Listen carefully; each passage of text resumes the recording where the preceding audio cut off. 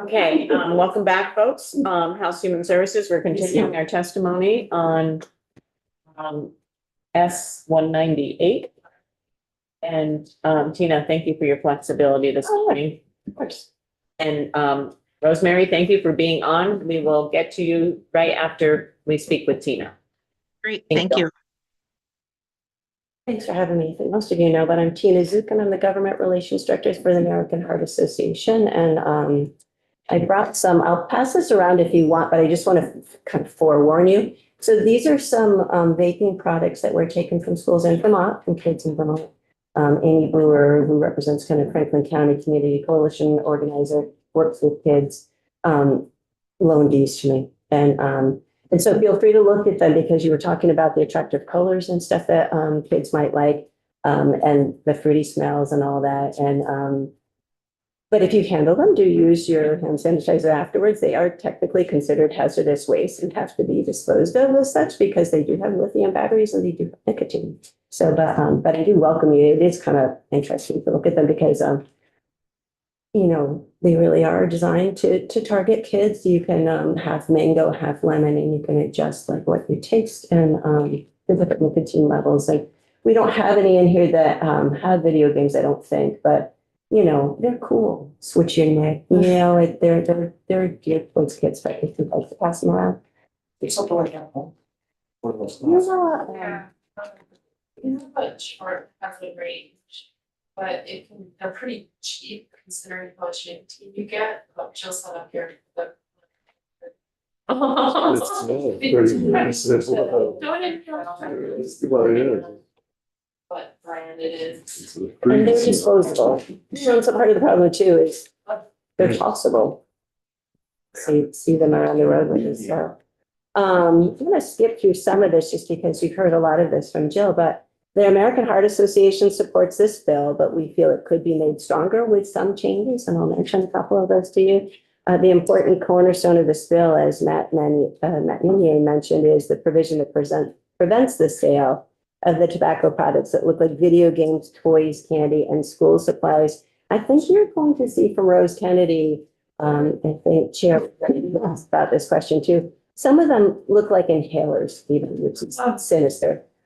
Some look like the string on your hoodie, and so they are able to be pretty easily. None of those are in the ones we're passing around. I think those are pretty bad in and amongst themselves. But we have some that look like video games now, and they have puff to play. So the more you puff, the better you do in the game. And that's not likely targeted to an adult. And unfortunately, they hook kids for a lifetime because they aren't just games. They have nicotine in them. A long time ago, I talked to a principal, he was at Montpelier High School, who was talking about his kid and like the Pokemon games and how it's the newest, latest and greatest thing. But when he was done with them. With these who aren't done with them because they have the nicotine that makes sure that they stay with you for a while, unfortunately. The bill currently eliminates penalties against youth for possessing or using tobacco, as we realize many youth in Vermont and elsewhere suffer from nicotine addiction after being aggressively marketed by the industries, it's the products that we're passing around. And if there's any doubt that the industry's tactics and design of these products are meant to lure kids, we only have to look to the comment that was made by the House Commerce Committee member after smelling these same products and looking at them and said, oh my God, I want Skittles now. And youth penalties are not effective public health prevention. They distract from efforts that are much more effective enforcement measures. They make kids, many of whom we talked about earlier, who are addicted, the victim. And they prevent youth from seeking counseling or cessation resources for fear of being fined. And maybe most importantly, they're not a proven measure for reducing youth smoking. They don't work. Taking away these penalties will encourage addicted youth to come forward to get the help they need that we've talked about here in this committee this year and many years. We believe the Senate reached a good compromise in this bill in that it penalized only the youth who misrepresent their age with a fake ID when purchasing tobacco. However, regarding that same section of the bill, it's on page 9. We would urge the committee to offer youth the option of cessation services. Jill mentioned the fine had increased, but we would urge the committee to offer youth the option of cessation services, really realizing that they might be addicted to nicotine and tobacco. And it's here in my testimony that you can see, basically working with the health department to get some kind of cessation services in place of perhaps a fine would be their choice. S198 takes the focus away from penalizing kids and instead puts the onus on retailers who should not be selling to anyone underage. It's a fair bill that tells Vermont retailers we're concerned about the potential impact of tobacco on kids while modernizing the tobacco retailer environment. We support the escalating monetary compliance check penalties, compliance check failure penalties paid by the retailer with a consecutive day license suspension. Currently, it's not consecutive. If you get like a 15-day suspension, you could be over time. This bill does away with that, which we like. There would be revocation by the 5th offense. And by the time you've had 5 failures, something's wrong. And we do appreciate very much the support of the retailers on this section of the bill. They have supported it and we're grateful. We would prefer that the now increased fine of $150 for the first offense of selling to a youth on page 9, line 10 is directed back to a person. They changed it to an individual. We want it back to a person in the language because the clerk oftentimes is a youth and we would rather not have the youth fined and we'd rather have the owner fined. We would also appreciate the committee reinserting language from, and Jill mentioned this as well, the original version of the bill that created a new investigator position in the Department of Liquor and Lotteries that would largely enforce online violations for tobacco sales. And the original version also had a tax stamp on tobacco substitutes like these as a better way of limiting, they are taxed, but if you have the tax on the actual products, it would be easier for us to know if they have been taxed, if they're sold legally, and would limit some of the wild west of the products out there. And then just lastly, considering the economic health of the state, it must include the impact of escalating healthcare costs and ways to reduce those. You might recall just a few years ago when we were in this committee, the annual cost of treating illnesses caused by tobacco use was $348 million. Not like that was a bargain, but it's now risen to $404 million annually to treat tobacco-caused diseases in Vermont, and $93.7 million of that is direct Medicaid expenditure. So we're all paying for the profits of the tobacco industry. Testimony before the Senate Economic Development Committee from UVMMC cardiologist and Heart Association Advocacy Chair, Dr. Gogo, who I believe this committee has heard before. I'm going to just quote a little bit from him. Tobacco-related illnesses are a significant driver of healthcare costs in Vermont and contribute to cost shifting towards privately insured Vermonters. Tobacco use remains disproportionately high among individuals of lower socioeconomic status, and tobacco-related illnesses have a long lead time, with many of the most expensive consequences occurring in late adulthood. Combined, these factors result in a disproportionate number of patients with tobacco-related illnesses relying on federal and state insurance programs. For example, the majority of the patients treated at the hospital each year for heart attack are insured by Medicare, as their average age is 68 to 72. About 50% of those patients had tobacco use disorder as part of their profile risk in 2024, despite a general population risk of a rate rather of 20%. Medicare reimbursement for a single hospital admission ranges from $15,000 to $25,000, and in many cases, this doesn't cover the full cost of care. And this shortfall leads Vermont hospitals to seek higher reimbursement from private insurance.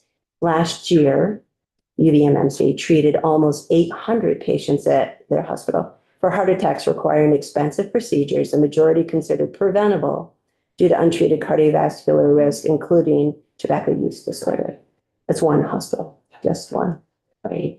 And with over 16% of high school students and 27.3% of young adults reporting vape use, these costs will only continue to grow. It's not in my testimony, but I do want to point out, I think it was like a year ago, the Coalition for Tobacco Free Vermont. Sorry, Tina.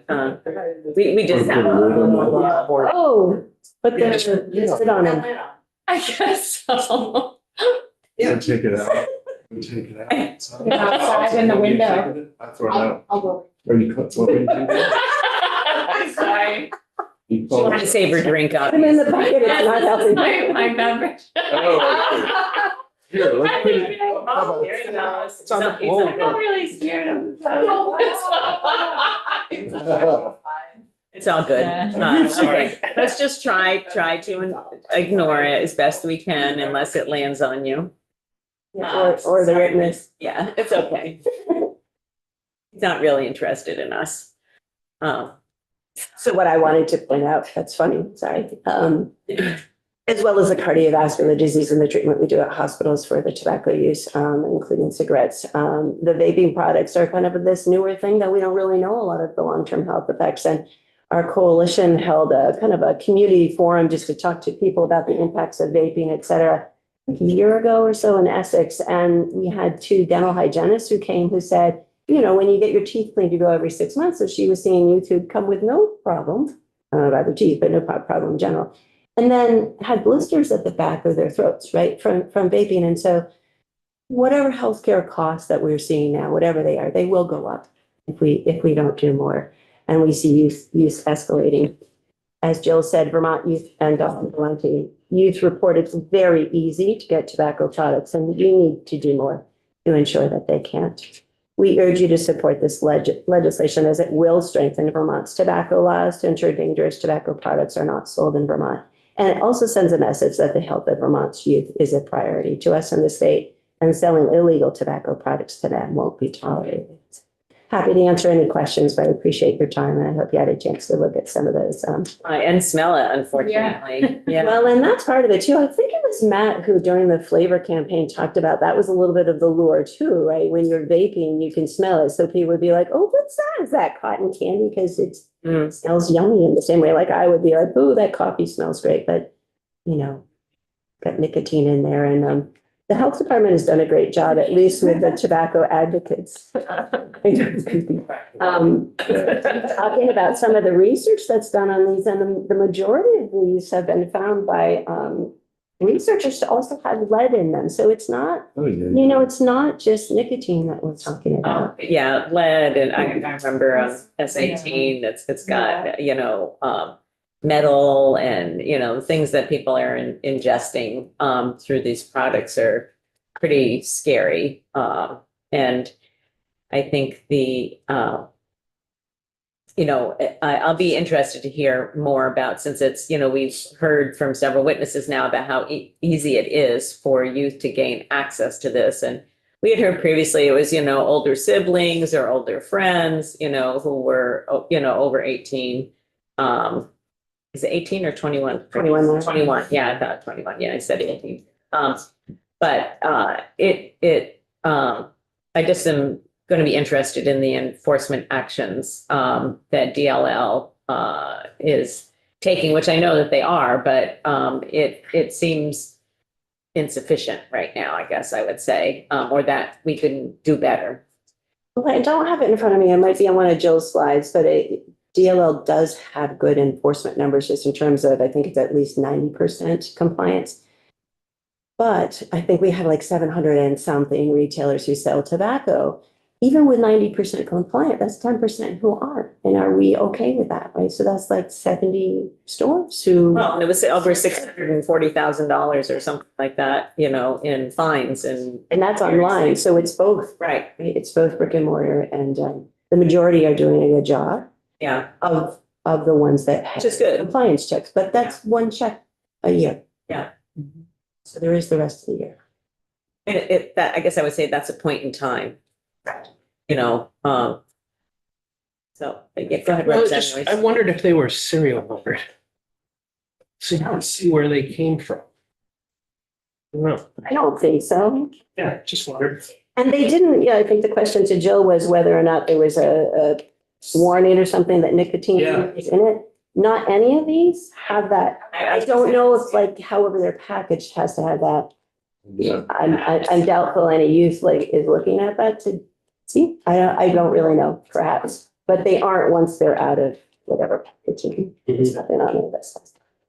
Well, it's just interesting, just in the couple of years since it's been when we worked on S18, that how much more advanced that the industry has gotten. It's clearly profitable industry for the people making and selling this. And it seems pretty clear it's being targeted to youth for the long-term impacts of, you know, the addiction that happens. And one of the things that you were talking about in here in your recommendation is about offering an opportunity for the youth instead of a fine to have access to cessation services. But then we just heard Matt talk about that they don't really have those resources, or they haven't really, he felt like they could be doing a better job of that.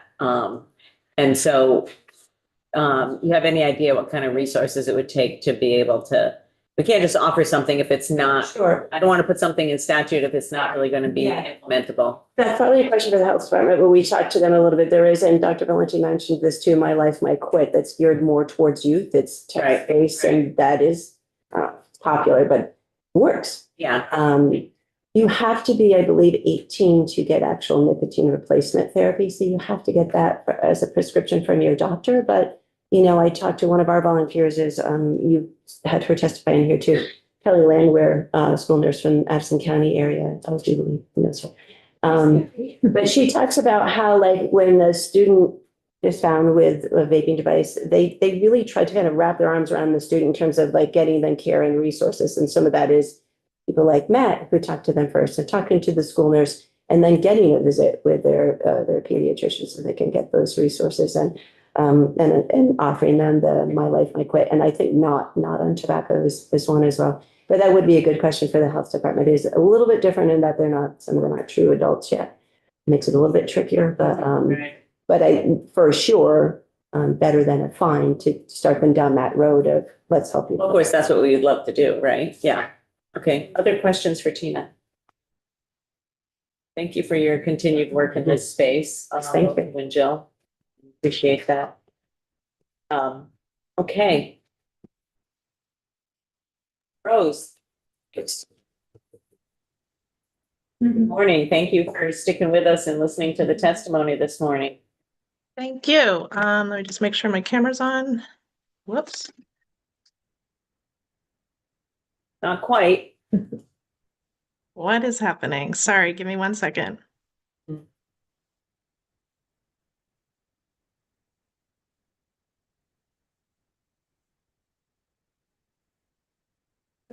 Hot water. Yeah, and now I'm drinking iced coffee. How's that? Okay, there we You can see me Thank now? you. Yeah, we can. All right. So first of all, good morning. My name is Rose Kennedy. I'm an assistant attorney general. I'm sorry I'm not with you in person. I would like to have been there. Normally I testify in person, but I wasn't feeling particularly great this week and didn't want to expose anybody. So bear with me. So I joined the Attorney General's office in 2022, and since 2024, I've been doing tobacco enforcement. Primarily, that involves making sure that Vermont follows the MSA. You probably are familiar with the Master Settlement Agreement. It's the agreement between 46 states and territories and Big Tobacco that was resolved in 1998. And it basically provides rules around manufacturing, production, sale, and marketing of combustible tobacco, which is largely cigarettes. And just this last week, we received from the tobacco industry our annual MSA payment. It was approximately $22 million, and we will receive that in perpetuity. So it just gives you, as long as tobacco products are being sold, it gives you an idea of how, first of all, how profitable this industry is and how much we've deemed it to be of risk to our community and our citizens. Vermont gets one of the smaller payments amongst the states, as you can imagine. So we're talking a lot of money that's being made by Big Tobacco and others in this industry.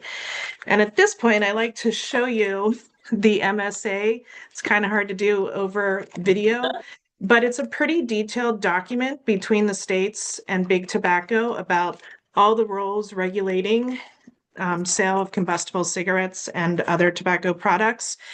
And most of my year is spent working with DLL and the Department of Tax to make sure that we are monitoring literally every cigarette that gets sold in our state.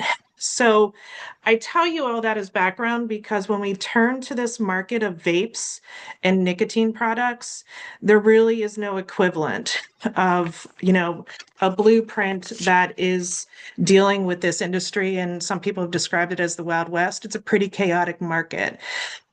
Forgive me if I get your names wrong. I can't really read your plates, but I think Representative Bishop, you were talking about the Fed's role in this.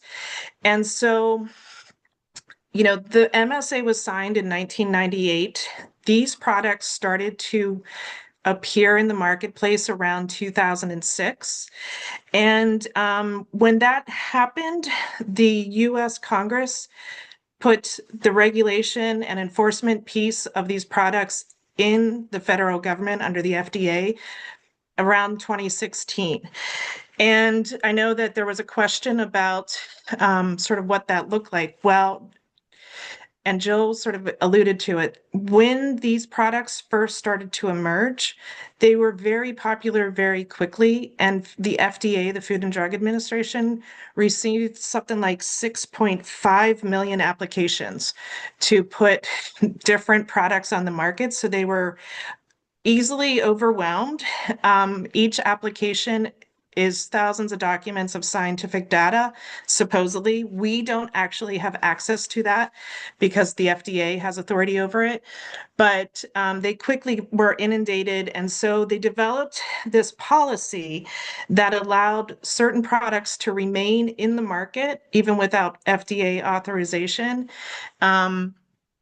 Basically using their prosecutorial discretion not to go after these products. But what you need to understand is that since that time period, there has only been 41 e-cigarettes and 26 nicotine vapes or nicotine pouches that have actually received FDA authorization and so are legal to sell in the United States. Everything else that you see on Vermont shelves is technically illegal. So that's why we are here. We really want some state laws to sort of fill in the gaps that we see in enforcement in this marketplace. The problem, as everyone has sort of talked about already, is that this is a market that is geared towards the youth and getting them addicted for the next generation. So while we've made some big gains with, an older generation of, not finding cigarettes necessarily that appealing, the younger generation is hooked and don't see quite the same health problems or don't understand what potential health problems are lurking with nicotine products. And I always like to sort of point out that rolled cigarettes were first mass produced in around 1880s. And it wasn't until 1964 with the Surgeon General's report that we knew that they were carcinogenic. So, if you think about these products hitting the market around 2006, there's still a lot we don't know about them, and the health complications will probably not be known for many years to come. And as you've alluded to already, recent studies have determined that when the liquid nicotine is heated, it releases metals. So there's a lot we're still learning. And while we thought when they first came on the market that they might actually help adult smokers quit smoking, you should understand that not any of these products have been authorized as cessation or medical devices or products. So I'd like to share my screen if I could. In your way. Okay. And I think it was also, We have it in our, on our webpage as well. Yes. okay, and can you see it on the screen? Yes. All right, so there was a question about, sort of how stealthy these products are. And that's what this bill is really trying to go after, the devices that focus unarguably towards kids and are designed to sort of mask themselves so that adults who are looking at these products wouldn't even know that they are a vape. So the first one is a toy that is a vape. There's cameras. Oh, those are cameras. Yeah, sorry if I'm going too fast. No, no, no. No, I saw it's- them on your presentation. I didn't realize they were cameras though. There's hoodies, the little drawstring. Yeah. Someone else talked about the games that the more you puff, the more points you get. So the more a youth could become addicted. There's some that look like smartwatches. So Smartwatches. Wow. a teacher wouldn't know that that's not something that shouldn't be in school. Inhalers, and then markers and other school supplies. And I've been at, presentations with adults and they've been asked to sort of look in a kid's bedroom and find the vape, and oftentimes they can't. It's not very clear. So this bill would seek to make those outright illegal in Vermont, and the AGO is asking for the authority to go after those who would produce or sell or market those in Vermont, the same way we do online sales of tobacco products. Currently, we have a specific online sales ban, which carries with it a civil penalty of $5,000 per sale, as well as the Consumer Protection Act, which allows us to go after these as deceptive trade practices. So we're asking for similar language in the bill to give us that authority so that we can try to make sure that those products don't land in our state. They have been found in our state already, but we want to make sure that they are illegal. Rose, Yes. one of the things that Rep Bishop asked about earlier was, what has the sort of history shown on the enforcement side of things, so once a company is fined and they pay the fine, does this just become, I think the term you use, the cost of doing business? Or has there, do you find them having repeated fines and repeated, with the stuff that you're able to do right now? Specific to online sales, correct? Yeah, yeah. Yeah, so that's a really good question. I've been doing the enforcement on online sales for about 1.5 years. I think, first of all, it's a wide web. So trying to capture who all is selling the products into Vermont is not particularly easy. And when we do find websites that have sold into our state, it can be difficult to locate them. And sometimes they are located actually out of the country. So that's kind of hard to find. Or if you go on some of these websites, you cannot figure out where they're located. They don't provide any address or email. Their contact information is vague. So trying to track them down has not been easy. When we are able to find, a CEO or an executive or someone who owns it, we use our subpoena powers to get more information about how much they've sold into our state. Sometimes it's 1 or 2 sales. Sometimes it's in the hundreds. In the last 1.5 years, I think we've closed businesses. We, of course, will monitor to see if they open up under a different name. We find, I think appropriately based on the number of sales and their cooperation, but it is an ongoing process. I think a couple years ago, our big settlement was with Amazon because they were not paying attention to some of their, sellers who were selling these products.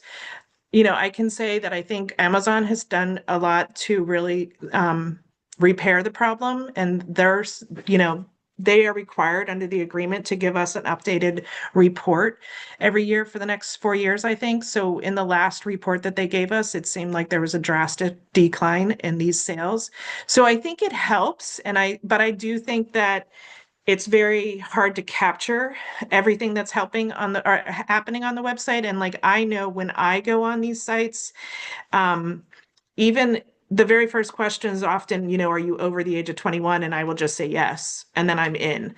Now, I haven't personally tried to order, so I don't know if they become more strict as I try to, purchase something, but getting on the website, even if they say they have an age gate, doesn't really seem to work. So, and I will say that DOL and my office, I think, work pretty well together, sort of trying to strategize how we go about online sales, but it is an ongoing issue. I hope that answers your question. Yeah, good. So along those lines, and I know DLL is going to testify, we are going to make a pitch to bring back the DLL position. I don't think we necessarily think it has to be specific to only online sales enforcement. We are under this new framework of enforcement, asking DOL to take on, retail audits to make sure vapes are tax compliant. So that brings with it some extra work. And so we think that the extra resource makes sense. But of course, you're going to hear from the commissioner herself later on, I think. So I'll leave that to you. This bill attempts to decouple the license between alcohol and tobacco products. Vermont had a system where if a retailer wanted to sell alcohol, the tobacco license was thrown in. Basically for free. And then if they wanted to sell vaping and nicotine products, it was an extra $50. We've tried to increase the licensing fee for those, and to separate them, we want it to be a more intentional act of selling these products, given the addictiveness of them and the marketing to youth. I'm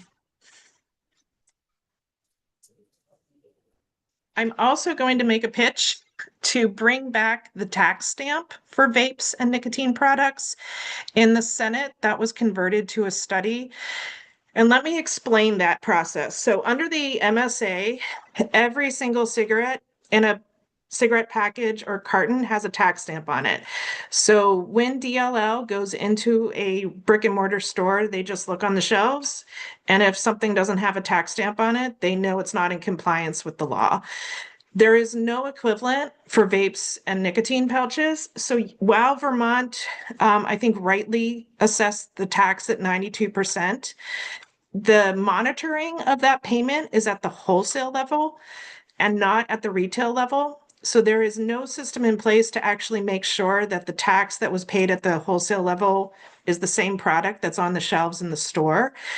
So worst case scenario, and we're not saying that retailers are doing this, but it's possible that you could buy these products online and then put them in your store and the tax wouldn't be collected. And so we thought that it made sense to mandate a tax stamp for these products as well, so that it's very easy for DOL to go into a store and make sure that the tax has actually been collected. We've met with industry and wholesalers, and we understand that these products are not as uniform as a carton of cigarettes or a pack of cigarettes. But, we do think that there's technology available that they should be able to figure this out. And we've asked for like a late implementation date so that this gets worked out sooner rather than later, and that Vermont doesn't miss out on the 92% tax that it should be collecting. The other part of that, just to be clear, is we asked to make some changes to the online sales ban. So currently, the language was such that a wholesale dealer could receive them, or a retailer, and we've asked to strike that so that these products come from a licensed wholesale dealer to a licensed retailer. We want to make it very clear, the chain of production to sale, so that we can monitor exactly where these products are coming from. There still is, in the study portion of the bill, some discussion about, we're seeing an increase in nicotine concentration. And so how do we deal with that? I do think that that might still be appropriate for study on whether or not we want to tax. We had talked about if something was like 5 milligrams per milliliter of nicotine, that it should be taxed at a higher rate. And so you are going to see increasing levels of nicotine. And so we may need to address how we want to handle those. And so I do think that's appropriate to remain in the study. But the 92% tax is already assessed by Vermont. So making sure we're collecting it seems like something we should do immediately. Lastly, I'll just talk about the PUP laws. You've heard a little bit about that from the other witnesses. Our office is in support of getting rid of the penalties and fines associated with possession. We did negotiate to keep some language around using fake IDs. We don't have an objection if the committee wants to amend the fine back to what it was. I think it was 50 and it got bumped up to maybe 100 or 150. I don't remember. But we have no objection to the proposal that was made today of reducing that. We also feel very strongly that youth under 21 should not be allowed to possess these products. And we want the ability for reasonable and, adults with authority to confiscate them. So I think Todd Delos from my office sent over some language that we talked about yesterday as a group, and I'm happy to discuss that more, but that's where we've landed so that we can make sure that, if a 12-year-old is walking down the street with a pack of cigarettes, we don't have to just let them keep walking. We can actually go over and try to take the cigarettes away. Again, without any penalties or fine associated with it, just confiscating it. So I think I've covered everything. I know Representative Cole, you talked about the graphic warnings. You should know that as far as the cigarettes are concerned, there's about 10 warnings that have already been produced that are very graphic in nature. And we are literally just waiting for the FDA to tell us to put them on the to tell industry to put them on the package. It's been something that's been negotiated with the states and I guess the FDA and everybody for a long time. But again, the MSA controls combustible cigarettes. Nothing is the same with vapes. I think Tina was talking about the packaging. The packaging of the vapes usually does have a warning that nicotine is addictive. That's the extent of it. And like she said, once someone opens up the box and gets the vape outside, usually it's not inside. Rose?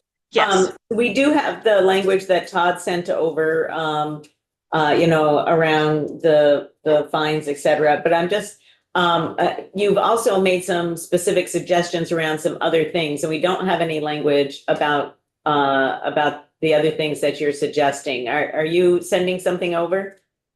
So the language about penalties for these products, that's in the current. So you should have that. And we could probably, for this, converting this study back to language that gets implemented a little bit later for stamps, we could send you that. Or at least if we could have, a memo from you saying that these are things that the Attorney General's office would be interested in, change of language, that would be helpful. Yeah, it was in the original version, so I can get that to you soon. Yeah, that would be great. Great. Okay, questions, for the this year? Go ahead. I just had a question on the tax stamps. Do they have serial numbers on them so you know where the products came from? Oh, that's a question probably for DLL. I'm not 100% sure. Thanks. Any other questions? Okay. Thank you very much, Rose. I appreciate you being here, and thank you for your testimony. Well, thank you for your consideration of this bill. Thank you. Thank you. Okay, folks, that actually wraps up our morning on testimony, but why don't we take a few minutes to just chat about what people's impressions are so far on S-198 in terms of the language that's been proposed, the sort of the concept of utilizing the fines that are collected to fund an additional enforcement position at DLL, and anything else people have on their minds about this bill. Anybody have any initial thoughts? I like removing the kind of punitive aspect of it for kids.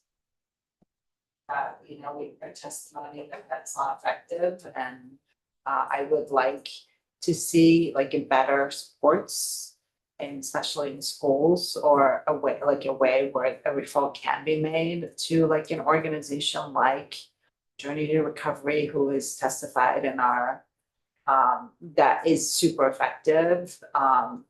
So that's something I think would be worthwhile for us even either now or at a later point to figure out, can some of the settlement money be used to kind of scale up some of those? Because I agree, I think if we add the, there must be a choice or something offered for treatment.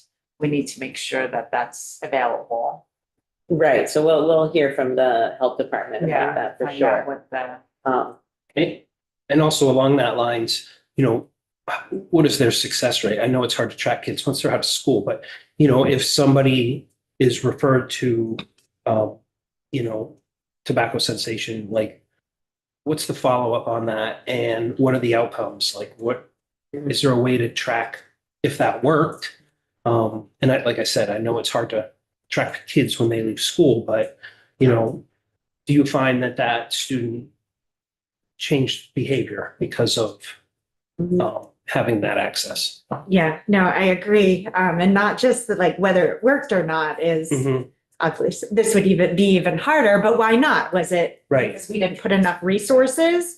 Or is it, because this method doesn't work? But I was going back and kind of looking at the testimony from last biennium, because it is something we talked about a lot, and took some really good testimony on, and it's still, a value I kind of uphold, but agree that we do need to figure out some sort of mechanism to make sure it's actually offered and then, to, no matter where you are in the state. Accessible. Yeah. I definitely like the idea of not allowing the stuff that looks like toys or looks like Yeah. something else, just like, Yeah. they shouldn't even be selling that stuff. Tell them no. The map, Markers, like really? map, Good. the map, Yeah, inhalers. That map, yes. showing Vermont. I am just like, Yeah. oh, Yeah. that was very sad. Yeah. That was very sad. And yeah, What's mind-boggling to all this is that vapes and vape products, it wasn't the original concept, but the concept behind it was like harm reduction and sensation for tobacco use. And this is what it escalated to.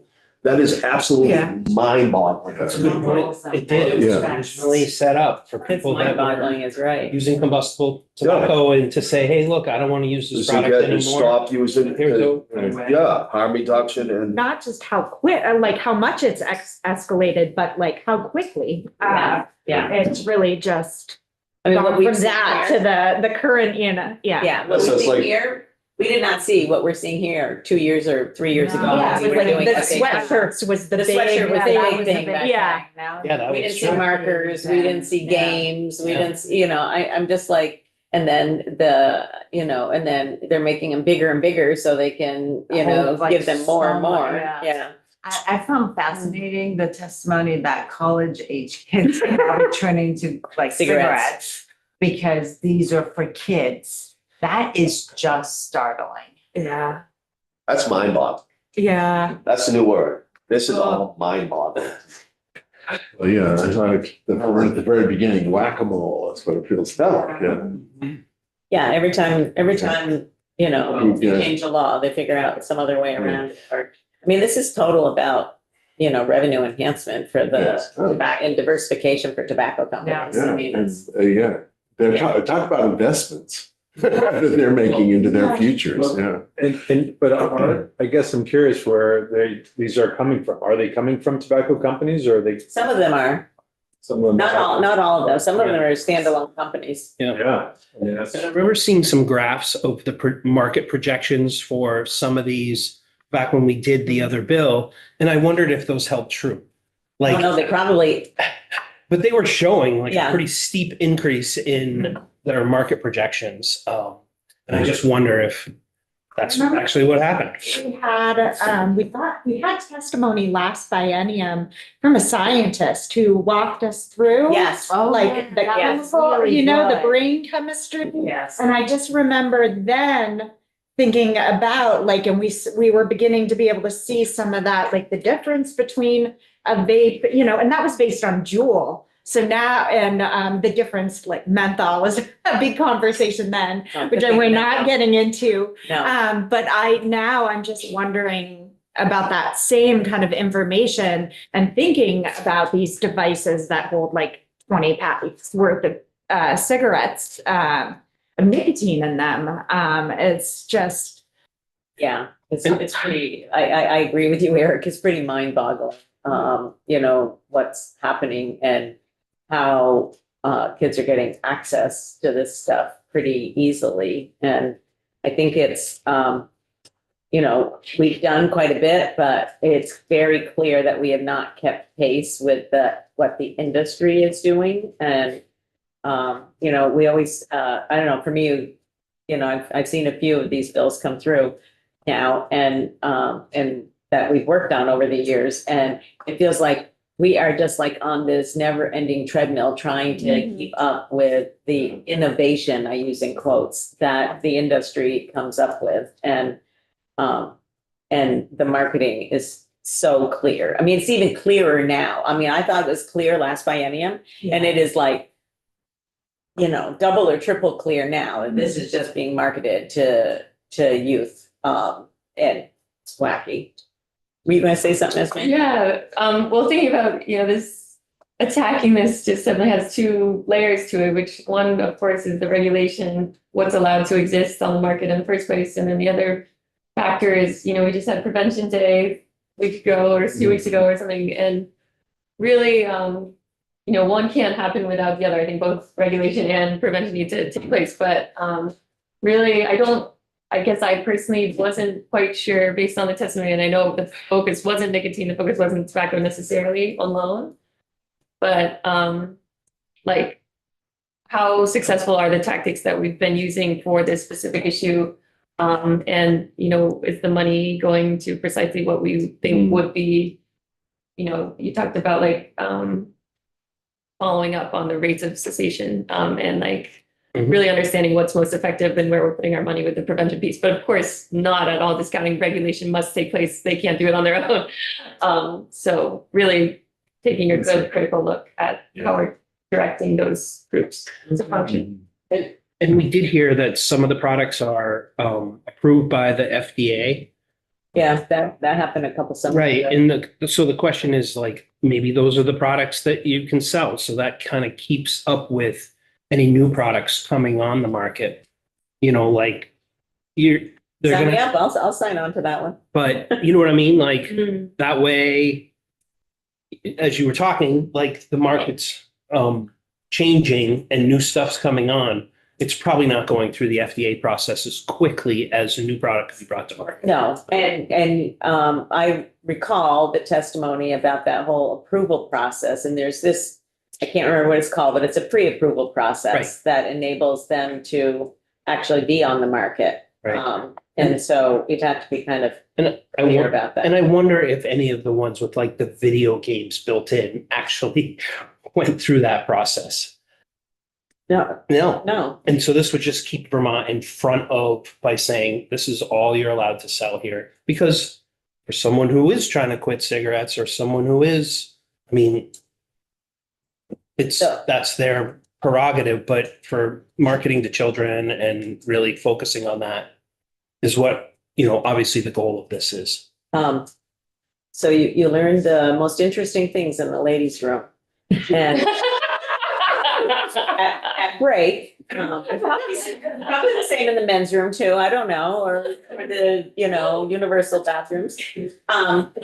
So I learned that England is just putting forth the ban on all products, all nicotine products, I think. I'd have to research the exact article, but for people born after a certain date. So they're essentially eliminating the sale of anything. Oh, and it based on progresses up. birth date or something. Yeah, what is it exactly? Just out of Aaron, so actually Massachusetts is doing this as well, but it's this, like, in certain townships, they're adopting it, but it's the idea of that there will not be tobacco use in the further generation. Yeah, So- right, yeah, it's looking to move out generations, which is a Yeah. really interesting idea. So at some very point, you can have a interesting idea. 50-year-old who can't buy the product, but a 51-year-old who can. Who can, Yeah. yeah, I mean, that's That for a true. lawsuit. But I mean, you know, I think it's really important for us, we talk about healthcare crisis and the cost of healthcare. We talk about that in this building ad nauseum all the time, and it's in the public all the time, and in every conversation. Well, you know, this is a very high cost adder, you know, to healthcare. Yeah. And so this bill is more narrow in focus. However, you know, I would, for anybody who might be thinking about coming back, if you're voted back, I would be interested in working on this again, a different version of, a little bit different, maybe a little bit more focused version of S18. I don't know, I feel like, you know, who's ever governor at the end of November or beginning of January next year, they need to actually sit down and listen to this kinds of presentation to see how these, and Tina will take your bucket with us and, you know, have whoever's sitting in that chair smell what is in your bucket and tell me that's not being targeted to kids, and just the way it looks. Yeah. So that argument is like stronger than ever now. And I'm sure over the next, you know, 12 to 24 months, it's even going to gain momentum. So, and we heard last biennium, the behavioral issues, you know, we hear all the time about the challenges that schools are having with students. And, you know, we hear a lot about post-COVID, and I'm like, okay, but I'm going to put my money on the use of vapes by youth in terms of, you know, the behavioral challenges that it presents for schools. So anyways, more work to do on it, but, you know, let's take a look at what folks are proposing. We'll be, let me just see, I'm trying to remember if we have testimony coming from the health department.